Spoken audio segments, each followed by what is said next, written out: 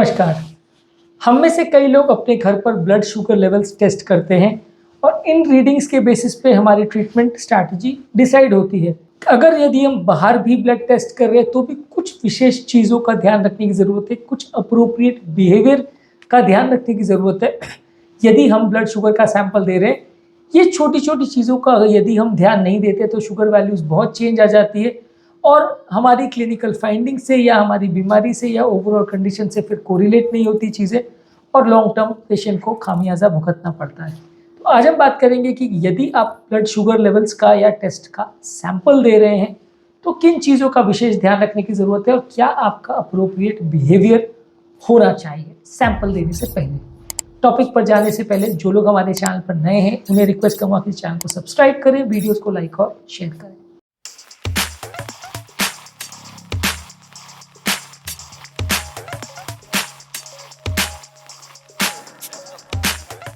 सबसे पहले तो ये है कि जिस टाइम पर आप ब्लड सैंपल दे रहे हैं उसको प्रॉपरली फॉलो करिए। फास्टिंग सैंपल दे रहे हैं तो वो सैंपल फास्टिंग ही होना चाहिए। पोस्ट पैरेंटल सैंपल दे रहे हैं तो वो सैंपल खाना खाने के 2 घंटे बाद ले रहे हैं तो वैसा ही होना चाहिए।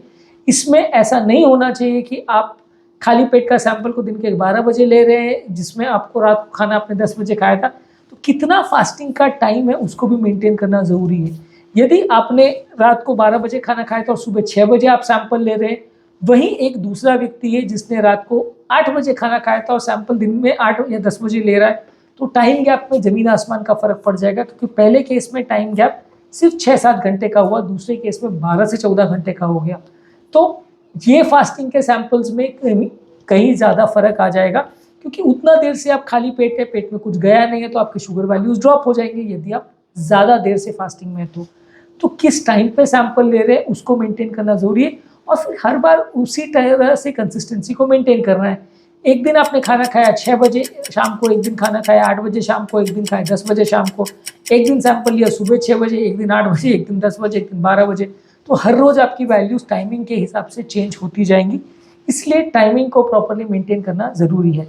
वहीं पोस्ट पैरेंटल सैंपल्स का भी है। यदि मान लीजिए आपने पोस्ट पैरेंटल का सैंपल नाश्ता करने के 10 मिनट के बाद ले लिया तो आपकी वैल्यूज़ अलग तरह की आएंगी। यदि खाना खाने के 1 घंटे के बाद लिया जब शुगर लेवल्स मैक्सिमम पीक करेंगे तब वैल्यूज़ अलग आएंगी। 2 घंटे, 3 घंटे या 4 घंटे के बाद लिया तो अलग आएंगे। तो कितने देर के बाद आप सैंपल ले रहे हैं ये काफ़ी इंपॉर्टेंट फैक्टर है ये डिसाइड करने के लिए कि शुगर वैल्यू सही आ रही कि नहीं। नेक्स्ट ये कि नाश्ता क्या किया। अब कई बार क्या है, लोग पोस्ट पैरेंटल या खाने के बाद का जो सैंपल देते हैं उसमें रेगुलर नाश्ता तो वो इतना करते हैं और उस समय नाश्ता करेंगे, 1 बिस्किट खा लिया या चाय पी ली बस, तो डेफिनेटली आपकी पोस्ट पैरेंटल वैल्यूज़ कम आएंगी। और यदि आपने बहुत पेट भर के खा लिया तो और 1 घंटे बाद सैंपल चेक कर लिया तो ज़्यादा आएंगी। तो क्या नाश्ता किया ये भी कैलकुलेट करना ज़रूरी है कि आपको जो पोस्ट पैरेंटल सैंपल्स या खाने के बाद वाला सैंपल्स है उसमें आपने क्या नाश्ता किया, रात को क्या खाना खाया वो भी इंपॉर्टेंट है। कई बार लोग कल सुबह सैंपल देने तो रात को खाना ही नहीं खाते तो सुबह का वैल्यू वैसे ही कम आएगा। या रात को खाना खाया तो जानबूझ के बहुत हल्का नाश्ता करते हैं, बहुत हल्का डिनर करते हैं क्योंकि उनको पता है कि कल शुगर वैल्यूज़ बढ़ के आएंगी, तो वो खाना बहुत कम मात्रा में खाते हैं या सिर्फ साग सब्जी खाते हैं, सिर्फ सैलड्स खाएंगे क्योंकि अगले दिन सैंपल देना है, तो डेफिनेटली आपका सैंपल नॉर्मल या लो आएगा। वहीं कोई ऐसा व्यक्ति है जो लापरवाह है, जो रात को खूब ज़्यादा खा लिया जो कि वो नॉर्मल नहीं खाता, तो शुगर वैल्यूज़ आपकी ज़्यादा आएंगी। मान लीजिए पिछली रात को आप पार्टी खा के आए, आपने बहुत ज़्यादा जंक फूड खा लिया, कोल्ड ड्रिंक भी बहुत पी ली, शुगर आपने मॉर्निंग में चेक किया तो 400 आ रही है, तो आपकी दवाई डॉक्टर बढ़ा देगा क्योंकि आप उसको लगा कि रोज़ ही 400 आ रही है। तो आपने रात को क्या खाना खाया था और रात को खाना खाया था या नहीं खाया था, कितने बजे खाया था, ये सब चीज़ों का भी थोड़ा सा हिसाब रखना ज़रूरी है। जहाँ पे आप बहुत ज़्यादा वेरिएशंस करेंगे वहाँ पे आपका वैल्यूज़ गलत आएंगी। रात को आप खाना खाने के बाद थोड़ा सा पानी आप ज़रूर पी सकते हो। दवाइयाँ आपको रेगुलर लेने की ज़रूरत है। पानी के हाइड्रेशन को कई बार लोग को लगता है कि सैंपल देना तो नहीं करते हैं, तो डिहाइड्रेशन की वजह से भी ब्लड प्रॉपर निकलता नहीं और प्रिकिंग के टाइम गड़बड़ियाँ होती है, आपकी ब्लड शुगर की वैल्यूज़ गलत आती है। तो डिहाइड्रेशन एक इंपॉर्टेंट इशू है जिसको हमें अवॉइड करना चाहिए। रात की दवाइयाँ मिस नहीं करनी है। कई बार लोगों को लगता है कि भाई कल सुबह ब्लड शुगर चेक करना है तो दवाइयाँ नहीं लेते, फिर शुगर वैल्यूज़ आ जाती है बहुत ज़्यादा, डॉक्टर आपकी दवाइयाँ बढ़ा देता है या लोग एक आध एक्स्ट्रा टैबलेट भी खा लेते हैं। कई बार वैसी चीज़ें भी हो जाती है कि लोग कई बार जो चाहते हैं कि मेरी वैल्यूज़ डॉक्टर ना बढ़ाए, मेरी दवाइयाँ ना बढ़ाए, तो एक्स्ट्रा दवाई भी खा लेते हैं।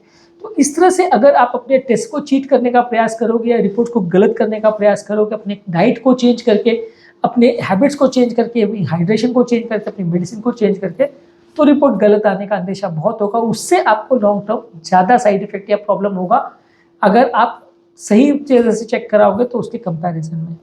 इसके अलावा लोगों का एक्सरसाइज बिहेवियर भी चेंज हो जाता है। अगले दिन ब्लड शुगर का सैंपल लेना है, उसकी पिछले रात को अपने बहुत एक्सरसाइज अगर करी है और अगले दिन मॉर्निंग में भी खूब एक्सरसाइज करी, फिर चेक किया तो शुगर लेवल कम आएंगे, और वही आपने कोई एक्सरसाइज नहीं करी तो ज़्यादा आएंगे। तो जो आपका रेगुलर बिहेवियर है उसी को मेंटेन करिए। आपका डाइट भी वैसा ही होना चाहिए, आपकी मेडिसिन भी उतनी ही होनी चाहिए, आपकी एक्सरसाइज भी उतनी होनी चाहिए, और आपका अप्रोप्रिएट टाइमिंग उठने का, सोने का, वो सब भी प्रॉपर होना चाहिए, नहीं तो आपकी वैल्यूज़ गलत आएंगी। रात को नींद अच्छी होनी चाहिए, दिमाग पर बहुत ज़्यादा स्ट्रेस और एंग्जाइटी नहीं होना चाहिए। जितना ज़्यादा स्ट्रेस और एंग्जाइटी होगा उतना आपका ब्लड शुगर की वैल्यूज़ गलत आएंगी।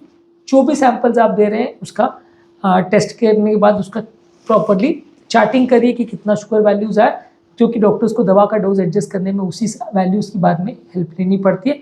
अपने बिहेवियर पैटर्न को चेंज करने का प्रयास मत करिए, क्योंकि ये कई बार एक इंपॉर्टेंट इशू बन जाता है जिसकी वजह से वो एक बार वैल्यूज़ गलत आती है, डॉक्टर्स की फाइंडिंग से कोरिलेट नहीं करती और आपको बाद में खामियाजा भुगतना पड़ता है। तो आज के टॉपिक में हमने बात करी कि आपका अप्रोप्रिएट बिहेवियर क्या होना चाहिए। रात को अगर आपको सैंपल लेना है अगली मॉर्निंग को, तो आपका डाइट भी वही होना चाहिए जो रेगुलर खा रहे हैं, आपका एक्सरसाइज पैटर्न भी वही होना चाहिए, आपका सोने का हैबिट्स भी वही होना चाहिए, आपकी नींद प्रॉपर होनी चाहिए, आपका हाइड्रेशन प्रॉपर मेंटेन होना चाहिए, कि दवाई प्रॉपरली आपने लिया हो, ये होना चाहिए।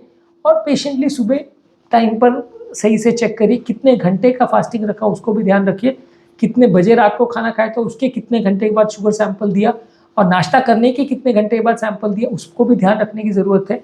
नाश्ता में क्या खाया उसको भी ध्यान रखने की ज़रूरत है, क्योंकि ये सारे वैल्यूज़ आपके शुगर वैल्यूज़ को चेंज करेंगे। उम्मीद करूँगा कि आज के टॉपिक में आपको कुछ नई बातें सीखने को मिली होंगी। जो लोग हमारे चैनल पर नए हैं उन्हें रिक्वेस्ट करूँगा कि चैनल को सब्सक्राइब करें, वीडियोज़ को लाइक और शेयर करें ताकि ये ज़्यादा लोगों तक पहुँच सके।